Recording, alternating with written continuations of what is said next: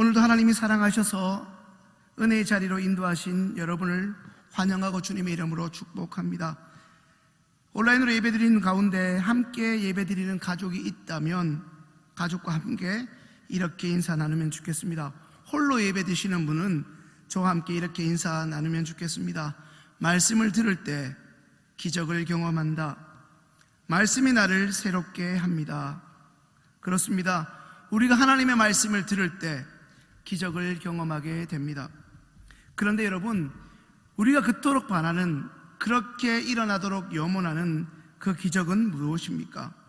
밤에 잠들고 아침에 일어나 보니 여러분이 좋아하고 그렇게 되었으면 하는 연예인처럼 하룻밤 사이에 내 얼굴이 그렇게 바뀌어 있으면 되는 것일까요? 누군가로부터 기도를 받았는데 내 이빨이 금이빨로 바뀌면 기적일까요?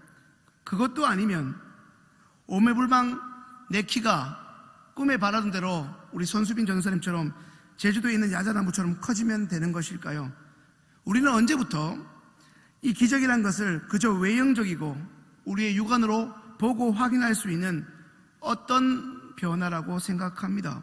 가령 암이 낫거나 불치병에서 치유되는 것이나 물질로 너무나 오랜 시간 어려움을 겪던 사람이 소위 갑자기 돈벼락을 맞아 갑작스럽게 부자가 되는 것처럼 말입니다. 그런데 여러분, 성경 전체에서도 그러하고 우리가 신앙생활을 오랫동안 해오면서 듣게 되고 그리고 경험하게 되는 진짜 기적은 오히려 그런 것들보다는 다른 차원의 것들이 사실상 더 많습니다. 한번 따라서 해보실까요? 기적은 변화다. 기적은 내가 변화되는 것이다. 바로 그것입니다. 기적은 다른 것이 아니라, 다른 사람이 아니라, 오늘 말씀 우리 남편이 들어야 하는데 우리 아이가 들어야 되는 데가 아니라 바로 지금 내가 듣고 변화해야 되는 것입니다. 우리는 오랫동안 그렇게 많은 예배를 드려왔음에도 불구하고, 그리고 수많은 말씀을 들었음에도 불구하고 그 말씀에 별 반응이 없었던 바로 내가, 바로 나라는 사람이 은혜를 이제 경험하고 겨우겨우 교회에 나오던 내가 빨리 예배당으로 가자며 가족을 재촉하는 순간, 그리고 예배당으로 하루 1시간이라도 단 1초라도 빨리 달려나가는 사람으로 달라지게 된 것, 도무지 하나님과는, 예수님하고는 전혀 어울리지도, 그 예수님에게 관심조차 없을 것 같은 나라는 사람이, 세상 모든 사람이 예수를 믿어도 다른 사람이 교회 나올 가능성은 있을지 몰라도 나라는 사람, 도무지 불가능 같은 나는, 그래서 어느 순간부터 나는 신앙생활과는 전혀 연관성이 없다고 여기던 바로 나 같은 사람이 정말 말도 안 되는 일을 계기로 교회에 나와서 예수님을 만나고 그 인생이 송두리째 바뀌게 되는 것입니다. 이것이 바로 하나님의 말씀, 성경이 말하는 기적, 하나님으로부터 일어나는 변화라는 것입니다. 사랑하는 여러분, 왜 우리는 우리가 원하는 것과 다르게 이처럼 변화되기가 어려운 것일까요? 왜 우리는 변화되지 못하는 것일까요? 여전히 우리에게는 하나님이 계시고 그 하나님 오늘도 이 예배의 시간을 통해 역사하시지만 왜 우리는 변화되지 못하는 걸까요? 단순히 설교자가 능력이 없어서 이 이유 때문일까요? 혹시 이런 생각 해보시지는 않으셨습니까? 그동안 내가 하나님께 돌이킬 기회가 수없이도 많았는데 정작 내가 하나님께로 돌이키지 않거나 돌이키지 못하지는 않았다는 것입니다. 변화는 바로 내가 변화되어야 할 필요가 있다고 절실히 느끼기 시작할 때, 바로 그때 비로소 일어나는 것입니다. 내가 악하고 잘못되어 있으며 심지어 내가 죄를 짓고 있다는 것을 비로소 알게 될 때만 그 순간 참회가 일어나고 회개가 일어나게 됩니다. 내가 목사인가, 내가 장로인가, 안수집사냐, 권사냐, 이러한 직분을 가졌냐 보다는, 그것보다 더 중요한 것은 그 직분을 받은 내가 현재적으로 어떻게 살아가고 있는가, 통독을 몇 번 했고 지금껏 낸 헌금의 액수가 얼마이고 교회 안에서 영향력이 얼마이고 이것보다는 그런 내가 어떤 삶을 여전히 살아가고 있느냐가 훨씬 더 중요한 것입니다. 우리는 평소에도 매일 새벽 말씀을 듣고 있지만 고난주간을 맞이하여 매일 새벽 담임 목사님을 통해 이 고난주간에 우리에게 예배하신 하나님의 은혜의 말씀을 듣고 있습니다. 하지만 안타깝게도 내가 변화될 필요성이 있다고 생각되기 전에는 그 개인이든 그 개인이 속해 있는 그룹이든 그 그룹 안에 여러 사람이 있는 공동체든 결코 변화되는 법은 없습니다. 그저 변화되고 싶은 희망사항, 종교용어로 기도 제목만 있을 따름입니다. 오늘날은 하루에도 참 많은 말들이 SNS와 신문을 통해 쏟아지고 있습니다. 오죽했으면 어떤 신문에 하나의 코너가 말이겠습니까? 오죽했으면 이 시대를 두고 침묵하는 것을 좀처럼 보기 힘들다고 아우성하겠습니까? 오늘날 많은 정보와 흥미거리로 넘쳐나고 있습니다. 사람들의 관심을 끌고자 호기심을 자극할 만한 것들이 너무나도 많은 시대를 살아갑니다. 물론 밖에 나가지 못해 답답함이 적지 않지만 그건 코로나19로 인해 어쩔 수 없는 영향도 있을 것입니다. 요즘 여러분 주변에 소위 말하는 확진자가 많지요. 코로나로 집에만 있어 쌀이 확진 사람들 말입니다. 그 외에도 이 코로나로 인해 생겨난 말들이 있는데 그것은 집콕족, 홈트족입니다. 집에만 콕 틀어박혀 있어서 이전에 우리가 말하는 방콕족처럼 집에 콕 있다 해서 집콕족, 밖에서 운동하지 못하니 집에서 운동하는 홈트족, 집에만 있어도 TV와 인터넷을 통해 손바닥만한 스마트폰을 통해 얻을 수 있고 누릴 수 있는 유익한 정보와 재미난 것들이 정말 넘쳐나다 못해 쏟아지고 있습니다. 그런데 여러분, 이러한 많은 정보가 있다고 해서 그 정보로 인해 사람의 인생이 달라지는 것은 결코 아닙니다. 또 하나, 갑작스럽게 어떤 사람이 돈을 많이 벌었다고 해서 그 사람의 인품과 사람의 됨됨이가 바뀌게 되는 경우는 사실상 정말 드문 경우입니다. 여러분, 한번 신문에서 오르락내리락 하는 로또에 당첨된 사람들을 보십시오. 그들 가운데 적지 않은 경우, 더 많은 경우가 갑작스럽게 생겨난 이 돈으로 인해 그들의 가정이 이전보다 더 어려워지고 파경에 이르고 가족이 뿔뿔이 터지는 불행을 경험하는 사람들이 많습니다. 이것은 이와 무관하지 않습니다. 자녀나 나의 가족이 좋은 학교를 다닌다고 해서 내 기분은 좋아질 수 있을지 모르나 내 인생이 달라지는 것은 사실 아닙니다. 물론 경쟁력 있는 소위 이름 있는 학교에 우리 자녀가 다니면 거기에 나와서 출세하고 돈을 많이 벌 수 있는 확률이 높아지는 것은 사실입니다. 그리하여 내 삶이 이전보다 조금 더 보다 편리해질 수 있을지는 몰라도, 하지만 그것들이, 그 편리함이 나의 인생을 송두리째 바꿀 수는 없습니다. 오늘 함께 읽은 시편 119편, 우리가 잘 아는 150여 편의 시편 가운데 가장 긴 구절로 이루어진 소위 알파벳 시편이라는 별명을 가진 오늘 본문에서 하나님의 말씀이 우리를 바꾼다, 여기서 우리를 바꾼다는 말, 우리를 변화시킨다는 말은 이전의 나로부터, 불과 예배를 드리기 직전의 나로부터 예배 후의 나의 모습이 새로워진다는 의미입니다. 이전에 보지 못했던 것을 보게 하고 이전에 누리지 못했던 것을 하나님의 말씀을 통해 하나님의 성령의 능력이 그것을 가능하게 한다는 뜻입니다. 그러나 앞서 말씀드린 것처럼 아무리 하나님의 말씀이 능력이 있다 하더라도 하나님의 말씀처럼 하나님이 명한 말씀대로 살지 않는 자에게는 여전히 이전처럼 아무런 의미가, 아무런 능력도 일어나지 않게 마련입니다. 쉽게 말씀드리면 누구나 운동을 해야지 하고 생각하지만 그렇게 스스로 말하는 것과 실제로 내 몸을 움직여 근육통이 있더라도 오늘도 운동을 하러 나가는 것은 전혀 다른 차원입니다. 말 그대로 내가 변화되어야 할 필요성을 느껴야만 하는 것입니다. 그저 예배를 참석하고 그 속에서 설교를 듣는 수준을 넘어서서 그 말씀을 사모하고 그 말씀을 갈망하는 단계로 이제 넘어서야 하는 것입니다.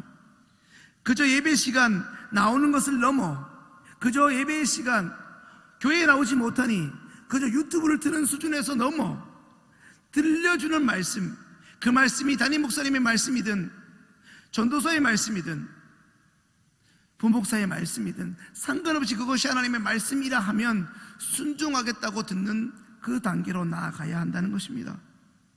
오늘 시편 119편의 말씀을 공동 번역으로 몇 구절을 살펴보면 의미심장한 부분들이 여러 있습니다. 먼저 2절입니다. 복되어라 맺은 언약을 지키고 마음을 쏟아 그를 찾는 사람. 3절 나쁜 일 하지 않고 그의 길만 따라 나서는 사람. 4절 당신은 계명을 내리시고 온전히 그대로 살라 하셨으니. 5절 당신 뜻을 어기지 않고 굳굳하게 살게 하소서. 9절 젊은이가 어떻게 하면 깨끗한 길을 가오리이까? 당신께서 일러주신 말씀대로 살면 되오리이다. 일러주신 말씀대로 살면 되오리이다. 이 구절을 세번역은 이렇게 말씀하고 있습니다. 젊은이가 어떻게 하여야 그 인생을 깨끗하게 살 수 있겠습니까? 주님의 말씀을 지키는 길, 그 길뿐입니다. 주님의 말씀을 지키는 길, 그 길뿐입니다. ABCD를 모르고 영어 단어 하나 외우지 않으면서 영어 단어 외우려는 열심 하나 없으면서 그저 영어를 잘하는 사람은 결코 이 세상에 존재할 수 없습니다. 사랑하는 여러분, 다른 길은 없습니다. 그래서인가요? 우리가 좋아하고 즐겨 부르는 찬송가에 이런 가사가 있는 것 같습니다. 딴 길로 가지 맙시다. 딴 길로 가지 맙시다. 왜요? 하나님의 자녀요 예수의 제자인 우리에게 애당초 다른 길은 존재하지 않기 때문입니다. 다른 길이 없는데 좀 더 쉽게 가려고, 좀 더 편하게 가려고 우리는 아우성입니다. 사랑하는 여러분, 우리가 좋아하는 텔레비전의 채널은 참 많고 다양합니다. 이제 운동 채널, 낚시 채널, 바둑 채널, 야, 저런 채널이 있나 싶습니다. 유튜브는 어떻습니까? 야, 저런 걸로 방송을 하나 싶기도 합니다. 그런데 웬만한 연예인들 능가합니다. 구독자 수가 200만을 넘는다고 합니다. 우리가 그것을 선택할 수도 있고 또한 선택하지 않을 자유도 있습니다. 하지만 하나님이 지으신 우리 인생은 하나님의 길로 걸어갈 때야만 비로소 자유할 수 있고 행복할 수 있습니다. 하나님의 말씀이 우리를 모든 속박에서, 모든 두려움에서 자유하게 합니다. 좀 전에 세번역으로 읽어드린 이 시편 119편 9절의 말씀처럼 주님의 말씀을 지키는 길, 그 길밖에 없습니다. 직분을 받아도 하나님과 무관하게 살면, 소위 지 멋대로 산다면, 다시 말해 하나님의 말씀과 전혀 상관없이 산다면 하나님을 누릴 수 없다는 이야기입니다. 하나님이 없는 것이 아니라 하나님이 그를 사용하시지 않는다는 말씀입니다. 목사가 아무리 설교를 능력 있게 은혜롭게 전한다 하더라도 그 말씀이 그저 설교 때 웅변으로만 그친다면, 그 전한 말씀을 설교자가 자신의 삶의 자리에서 외면한다면 결국 하나님의 말씀은 그에게서 역사하지 않습니다. 그저 설교를 통해 한낱 개인의 잔소리에 불과할 것입니다. 중요한 것은 목사든 장로든 안수집사든 권사든 상관없이 직분이 아니라 우리 모두 구원받은 자로서 말씀대로 살아가는 것입니다. 중요한 것은 이제까지 내 신앙의 이력이나 경력이 아니라 다시 한번 선포되어지는 하나님의 말씀대로 올곧게 살아내는 것입니다. 이제 하나님의 말씀을 한번 같이 읽겠습니다. 히브리서 4장 12절입니다. 하나님의 말씀은 살았고 운동력이 있어 좌우의 날선 어떤 검보다도 예리하여 혼과 영과 및 관절과 골수를 찔러 쪼개기까지 하며 또 마음의 생각과 뜻을 감찰하나니. 아멘. 하나님의 말씀은 이처럼 여전히 코로나19가 소멸하지 않고 살아나고 또 살아나는 바로 이 순간에도 어김없이 하나님의 말씀 또한 소멸되지 않고 살아 역사합니다. 중요한 것은 오늘도 이 시간을 통해 선포된 하나님의 말씀을 저와 여러분이 믿느냐, 여기에 달려 있습니다. 믿는 사람만이 순종할 수 있습니다. 여전히 하나님의 말씀은 저와 여러분들의 잘못된 생각을 수시로 분초마다 교정시켜 줍니다. 말씀을 들을 때 눈물을 흘리기도 하고 조금씩 내가 달라지는 것을 발견합니다. 이것이 무엇입니까?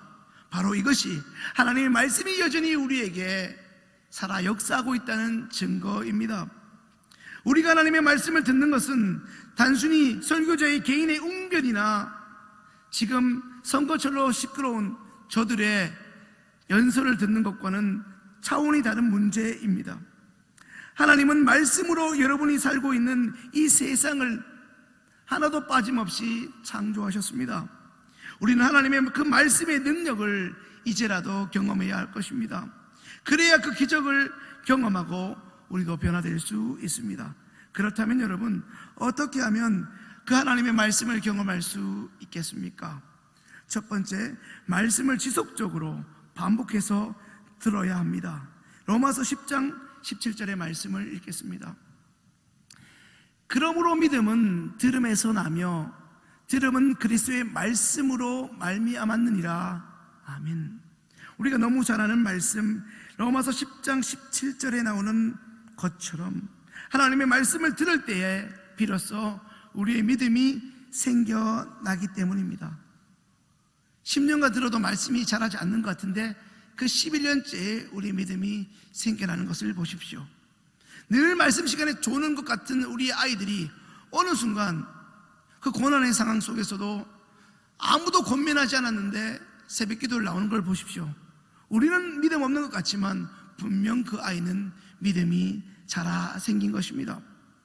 지속적으로 이와 같이 반복적으로 주의 말씀을 즐겨 들으십시오. 가능하시다면 은혜로 다가오는 하나님의 말씀을 몇 번씩 큰 소리로 반복하여 읽어보시고 깊이 묵상해 보십시오. 힘든 순간 말씀이 가장 먼저 내 귓가에 울릴 수 있도록 부단히 그리고 틈틈이 하나님의 말씀을 암송해 보십시오.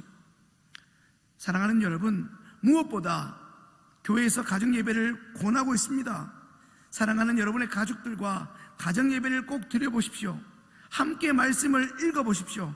그저 모든 책임을 교회만 던져버리지 마시고 함께 피곤하시더라도 샤워하고 나오셔서 우리 아이들과 함께 말씀을 읽어보십시오. 그리고 그 은혜를 나누십시오. 함께 손잡고 기도해 보십시오. 그저 나에게만 익숙한 말씀이 아닌 우리 아이들에게 생명의 말씀을 지속적으로 들려주실 수 있게 되기를 바랍니다.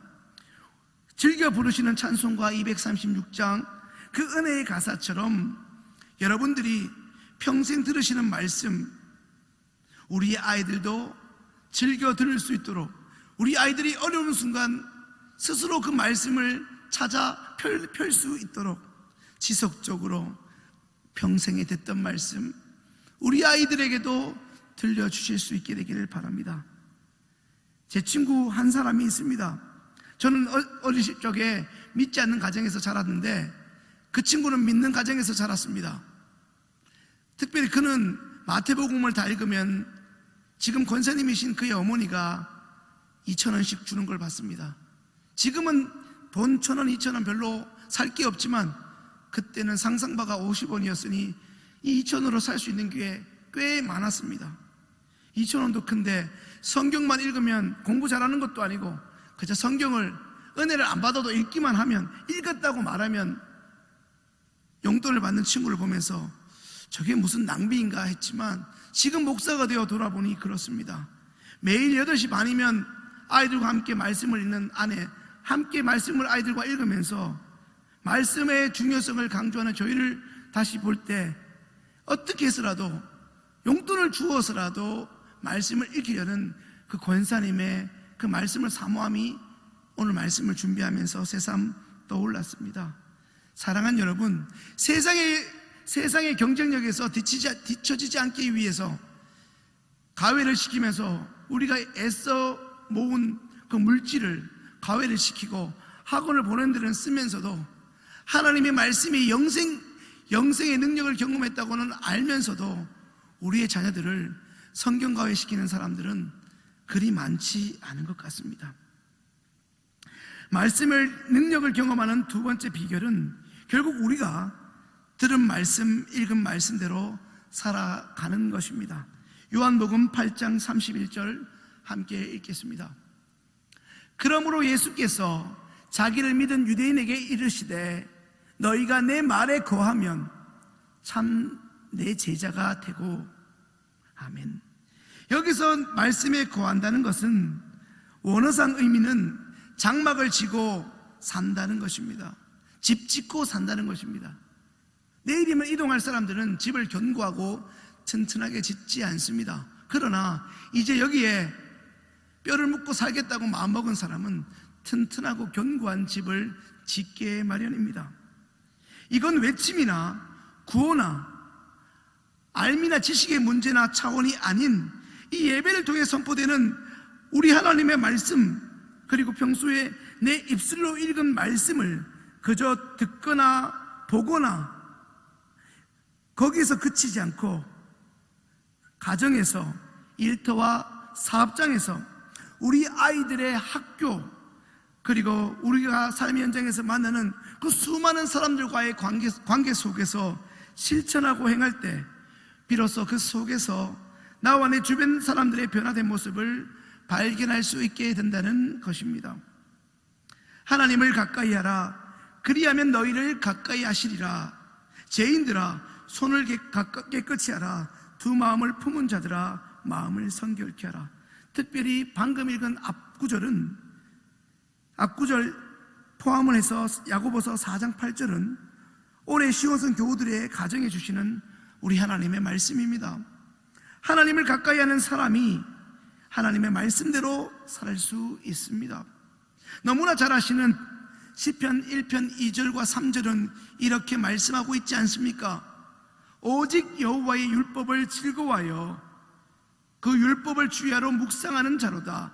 저는 시냇가에 심은 나무가 시절을 쫓아 과실을 맺으며 그 잎사귀가 마르지 아니함 같으니. 아멘.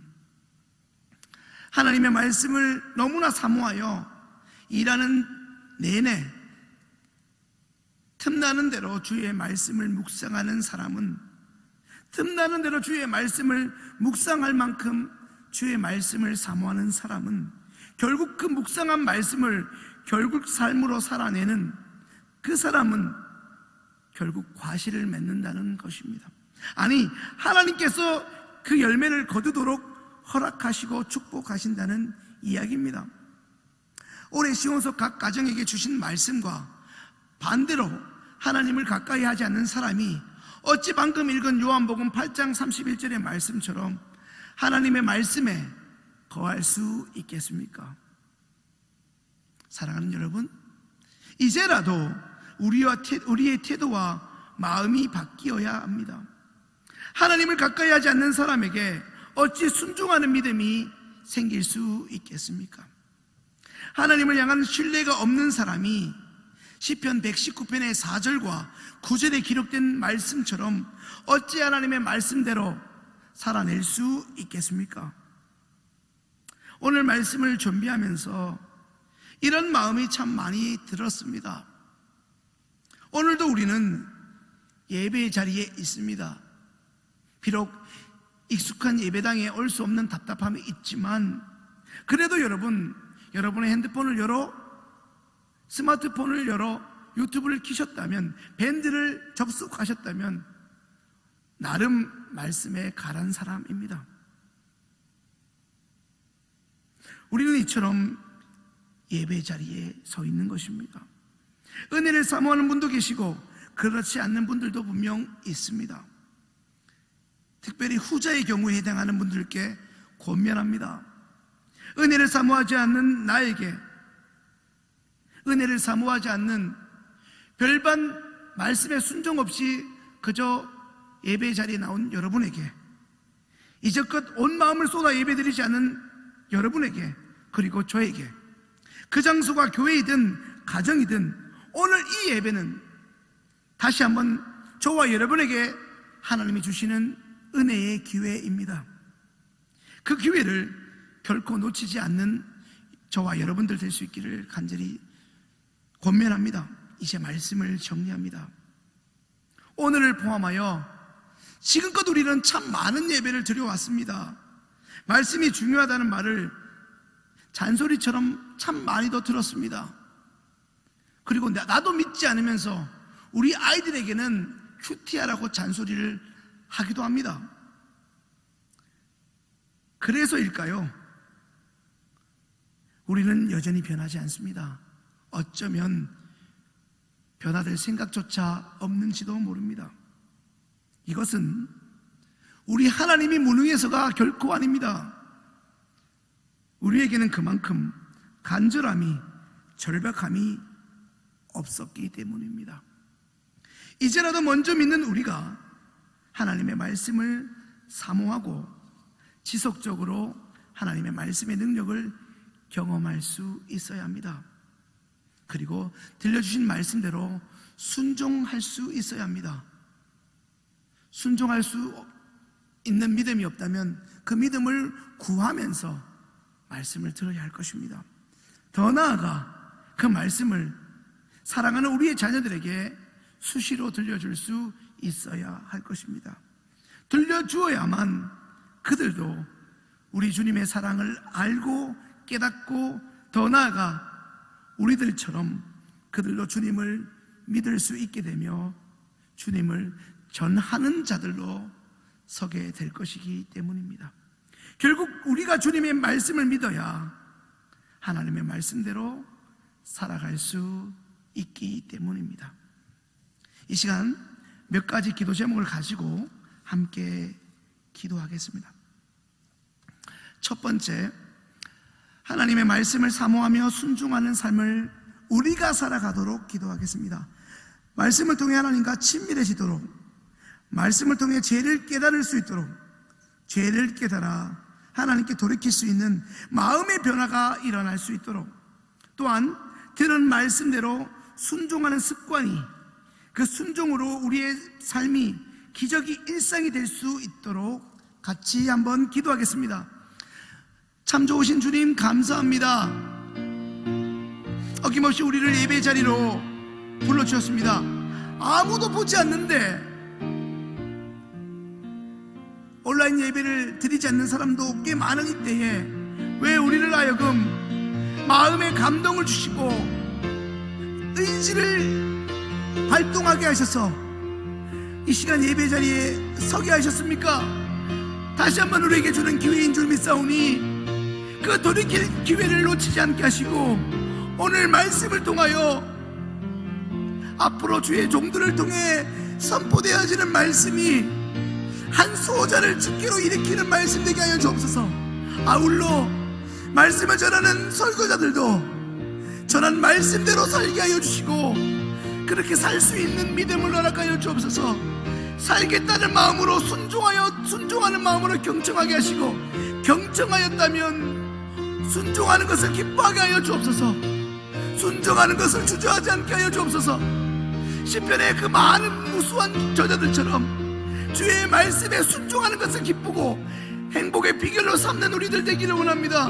하나님, 이 코로나19 동안 우리의 몸을 움직여 사랑하는 성도들로 올 수는 없지만 주의 종들과 얼굴과 얼굴을 맞대어 저 성도들을 볼 수는 없지만 하나님, 온라인 예배를 통해서 보내준 말씀이 그들에게 생명의 양식 되기를 원하오니 그들에게 하나님 사무엘이 말했던 것처럼 듣는 마음을 달라고 했던 솔로몬처럼 하나님 청종하겠습니다, 주여 말씀하십시오 했던 그 사무엘의 그 마음이 오늘 이 예배에 참석한 모든 시온성의 교우들에게 하나님 도하여 지기를 소망합니다. 하나님, 우리에게 죄를 깨닫는 은혜를 주십시오. 우리 죄 때문에 이 땅에 오신 예수 그리스도의 그 사랑이, 그 십자가의 사랑이, 그 대속의 사랑이 깨달아지는 은혜가 있게 하여 주옵소서. 이제 들은 말씀대로 순종하게 하여 주옵소서. 손해가 있든 희생이 있든 상관없이 주의 희생함으로 우리가 여기 있게 됐사오니 우리도 순종하는 삶, 우리의 삶이 주의 말씀을 살아내는 흔적들로 가득 차게 하여 주옵소서. 그리하여 하나님이 함께 하시는 요셉의 형통이, 어떤 고난 속에서도 주의 길을 걸었던 바울과 함께 하셨던 성령의 형통함이 오늘 우리에게도 있게 하여 주옵소서. 이제 시온성의 모든 교우들이 간증하는 하나님의 사람들 되기를 원하오니 주의 기적들로 주님이 원하시는 삶의 변화라는 기적들이 우리의 일상이 될 수 있도록 하나님 역사하여 주옵소서. 우리의 완악함을 돌이켜 주옵소서. 하나님, 우리에게 주님의 말씀을 간절히 사모하는 그 열망을 허락하여 주옵소서. 연하여 기도하겠습니다. 이 코로나19 가운데 하나님의 뜻을 분별할 수 있는 지혜를 주시도록, 하나님의 자녀로 온전히 살아갈 수 있도록 기도합시다. 순간순간 하나님의 뜻을 잘 분별하며 살 수 있도록, 하나님의 자녀로 빛과 소금의 존재로 합당하게 삶을 살도록 이 시간 이 기도 제목을 가지고 한번 같이 기도하겠습니다. 하나님, 빨리 끝나면 좋겠는데 1월 말 혹은 6월 말 중국으로부터 시작된 이 코로나19가 우리 일상을 흔들고, 우리 예배를 흔들고, 우리의 믿음을 흔들고 있습니다. 그러나 돌아봅니다. 우리가 그동안 수없이 들은 말씀, 수천 번 들었던 말씀, 수천 번 예배당으로 달려왔던 그 횟수 가운데 우리는 어떤 말씀을 들었고 어떤 말씀이 남아 있습니까? 듣고자 들은 것입니까? 순종하려고 들은 것입니까? 경청하긴 한 것입니까? 주여, 우리에게 들은 말씀이 생각나게 하시고 하나님의 진리의 말씀대로 분별할 수 있는 은혜를 우리 교회 리더십인 당회원으로부터 안수집사회, 권사회, 모든 신명들, 하나님 어린 신명들까지 주의 말씀이 진리임이 믿어지게 하여 주옵소서. 진리인 까닭에 그리 살겠다고 결단하게 하시고, 내가 혼란스러울 때마다, 내 심령이 혼돈스러울 때마다 주의 말씀의 발 앞에 마리아처럼 주의 말씀 앞에 주의 은혜의 옷자락을 붙잡고자 엎드리게 하여 주옵소서. 그리하여 성령께서 깨닫게 하시는 순간순간 하나님의 뜻을 잘 분별하게 하여 주옵소서. 나의 익숙함이 아니라, 나의 유익과 만족이 아니라 그것과는 반대쪽이라 할지라도 하나님 말씀하시거든 그대로 걸을 수 있는, 오히려 그것을 기뻐하는, 기꺼이 내어드릴 수 있는 제자의 삶을 살아가는 빛과 소금으로 우리를 창조하셨으니 소금과 빛으로 살아내게 하여 주옵소서. 부패한 것을 짜게 하시고 하나님 어두운 것을 빛으로 그 어두움을 무력화시키는데 우리의 전 존재, 우리의 손과 발이 동원되게 하여 주옵소서. 하나님, 눈물을 훔치고 삶의 절망 가운데 있는 자들에게 예수님의 손길로 다가가는 우리들 되게 하여 주옵소서. 구역원이 아파할 때 예수님처럼 다가가는 구역장 되게 하시고, 성도들에게 기묘하게 필요한 그들을 영적 성장으로 이끌어내는 영향력 있는 우리 교역자들 될 수 있도록 하나님의 뜻을 분별하게 역사하여 주옵소서. 하나님, 시온성 한 분 한 분을 붙잡아 주옵소서. 마지막으로 한 가지 같이 기도하겠습니다. 환자들, 고난당한 자들이 많이 있습니다. 그들 위해 기도하겠습니다. 현재적 고난이 하나님으로부터 멀어지는 시간이 아니라 오히려 하나님을 깊이 경험하는 축복의 통로 되도록 이 코로나 이 시간 가운데, 이 어려움 가운데 하나님의 만지심과 일하심을 경험하는 간증이 넘쳐나 코로나19가 종식되고 우리가 다시 만날 때 그 숱한 어려움 가운데 하나님의 일하심을 간증하는 이들이 많아질 수 있도록 같이 한번 기도하겠습니다. 하나님, 우리를 삶의 자리로부터 지켜주심에 감사합니다. 그러나 몸의 질병으로, 통증으로, 육체의 문제와 정신적인 문제로, 여러 문제로 남들에게 말하지 못하는 삶의 어려운 지경에 놓인 자들이 많이 있습니다. 하나님, 그들을 불쌍히 여겨주십시오. 답답한 마음에 예배당으로 오고 싶은데 그것마저도 막혀 있습니다.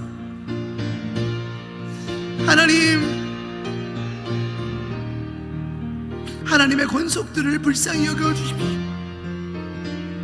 하나님, 배골지 않게 하시며 어려움 당하지 않게 하시며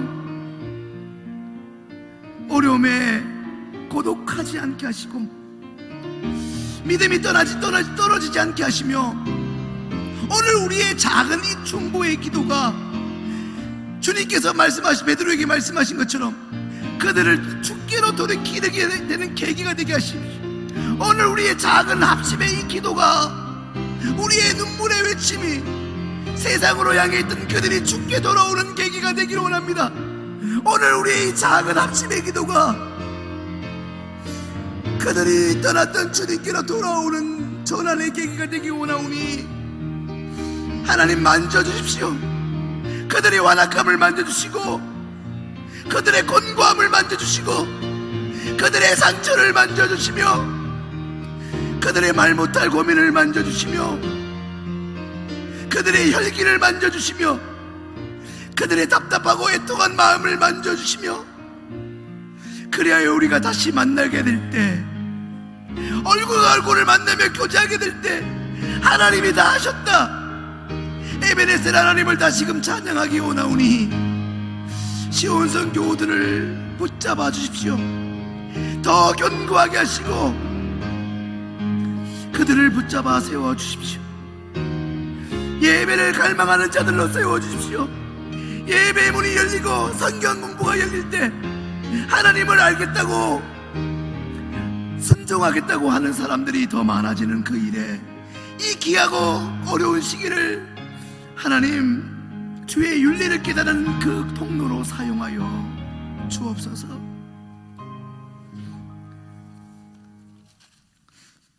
참 좋으신 사랑의 하나님, 감사합니다.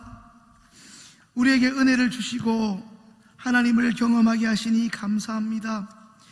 귀한 예배 자리를 허락하셨사오매 들은 말씀, 함께 부른 찬양, 우리의 삶의 고백이 되게 하시며 간증이 되게 하여 주옵소서. 특별히 어려움에 처한 우리의 가족들과 권속들을 기억하시어 하나님의 창조된 백성이오니 하나님의 신실하심과 선하심으로 붙잡아 주시고 채워 주옵소서.